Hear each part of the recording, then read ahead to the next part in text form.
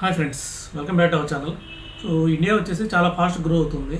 So నేను ఒక వీడియోలో ఒక 2 months బ్యాక్ ఒక వీడియోలో ఇండియా 4th లార్జెస్ట్ నెక్స్ట్ ఇయర్కి అవుతుందని చెప్పాను. అంటే 2026కి మనం $4 trillion ఉన్నాం. అదే మన ఇప్పుడు జపాన్ చూస్తే $4.18 trillion ఉంది. సో నెక్స్ట్ ఇయర్కి మనం 4.18 మనం బీట్ చేస్తామని చెప్తే వితిన్ 1 monthలో వితిన్ 2 monthsలో మనం $4.19 trillion జపాన్ని బీట్ చేసాం. దీనికి కారణాలు ఏంటంటే మన రూపీ స్ట్రాంగ్ అయింది, డాలర్ వీక్ అవ్వడం వల్ల కూడా మన ఎకానమీ బాగా గ్రో అయింది.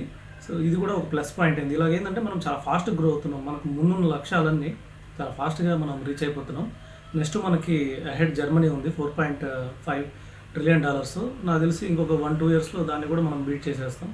మేబీ ఇంకా ఫాస్ట్గా అంటే నెక్స్ట్ 1 yearలోనే 2026 కల్లా మనం 3rd లార్జెస్ట్ వరల్డ్ ఎకానమీ అయిపోవచ్చు. సో దానికోసమే నాకు తెలిసి ఇండియా పాకిస్తాన్ వార్ కూడా మనం పోస్ట్ పోన్ చేసుకున్నట్టు కనిపిస్తుంది. ఎందుకంటే ఇంత గ్రోత్ టైంలో మనం ఇలాంటి డిస్టర్బెన్సెస్ పెట్టుకోకూడదు. సో కొంతమంది యూజ్లెస్ టాక్స్ మాట్లాడినా కూడా మనం డిస్టర్బెన్స్ పెట్టుకోకూడదనే వారు కూడా క్లోజ్ చేసినట్టు అర్థమవుతుంది.